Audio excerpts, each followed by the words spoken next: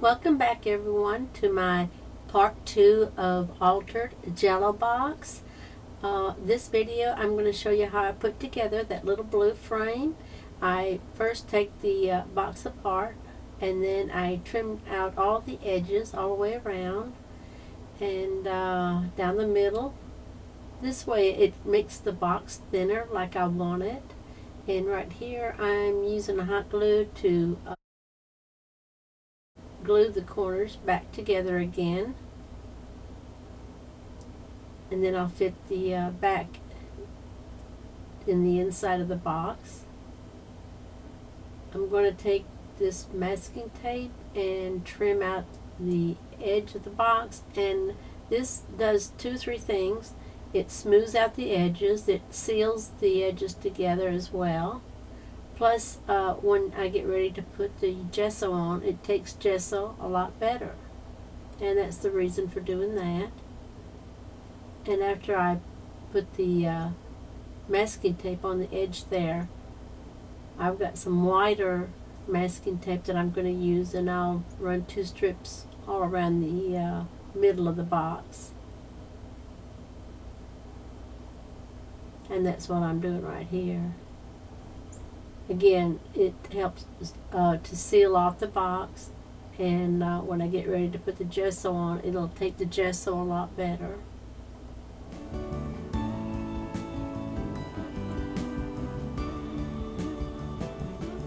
This is a technique that I saw Mr. Coffee do, and if I can find the link, I'll put it down below.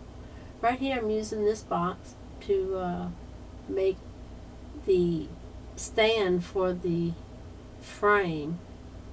I had this same little video clip in my last video, and I thought I would go ahead and place it in this one as well because it is part of the alteration, and I'm just cutting a little stand out, and I cut it purposely with the crease so it already has a natural crease in it, and I'm just guessing when I cut this out and see how it's going to work for the frame, and I trim it out to fit.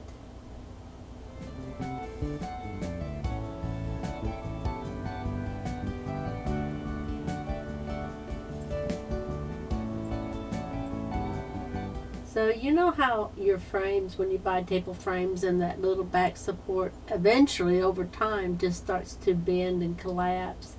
And I hate that when that happens. So right here I'm adding some a little craft stick to the back of it as a support, and that way it'll hold up a lot nicer and not just collapse. And I sand it down a little to smooth out the edge, and then I'll add some gesso to cover up the print of the box before I collage the napkin on. And this is the pretty napkin that I'm going to use. I peel off the 2 white layers and put them aside. I'll save them for another project. And when I place this over the little box, I'm trying to figure out what part of that design I want to use, kind of get an idea of what I want. And then I'll cover the little box with some Mod Podge.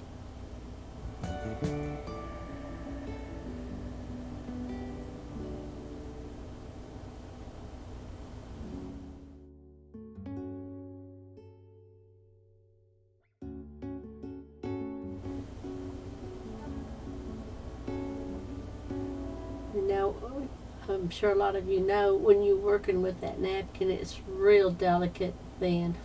So to start out with, I can, while it's still damp with the Mod Podge, it was easy to kind of separate one side of it without tearing it up too bad.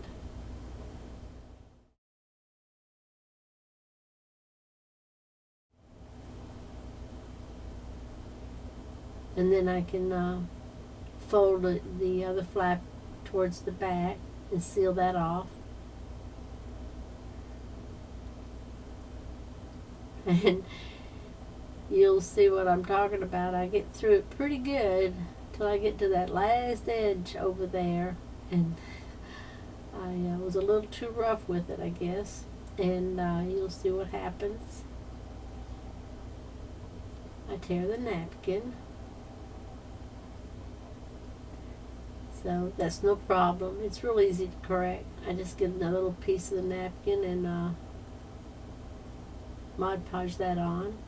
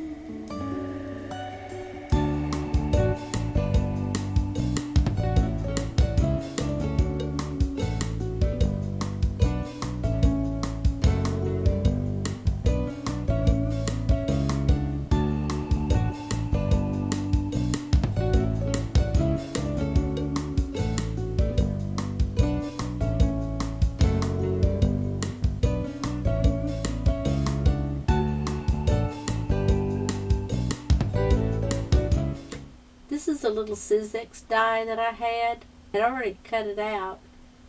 So I went ahead and cut out a few more layers, and I've got it glued together with about 4 layers to make it good and strong. And I'm just attaching a little bit of a lace trim around the back of it.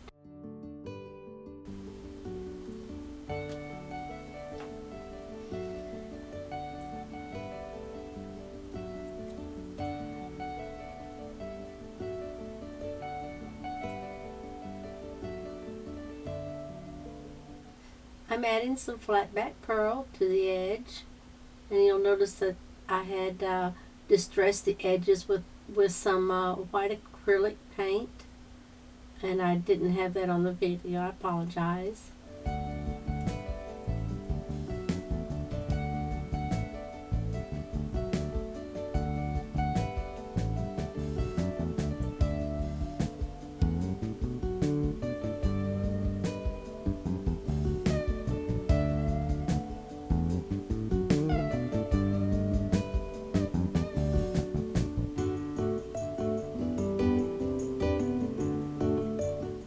Adding some flat back pearls to the front of the little Sizzix die, and I'm using glossy accent to adhere the flat back pearls.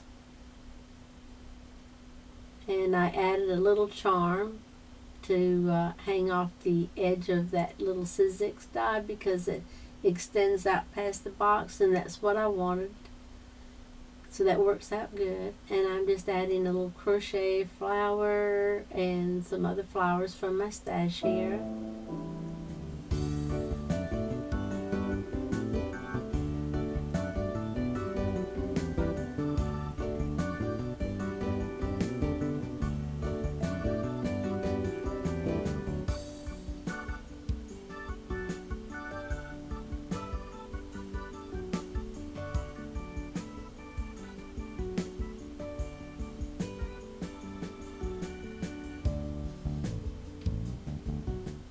I'm twisting a little wire stem using my crochet hook.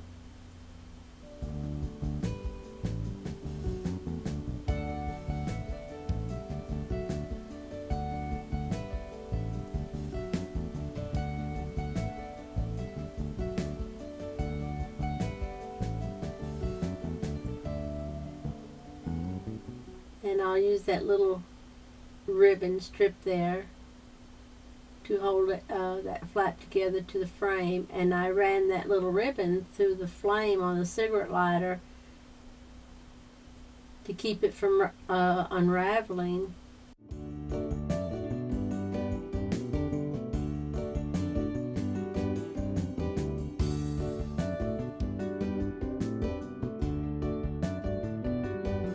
This is a little block that my husband made for me, where I can make different size little bows.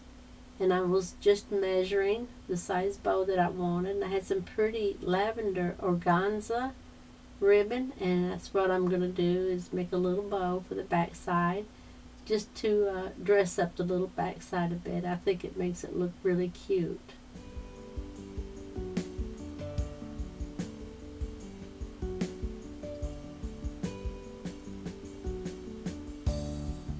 So that's the little blue frame that I made from the Jello box, and I really love making these little pieces. I think they make nice little gifts.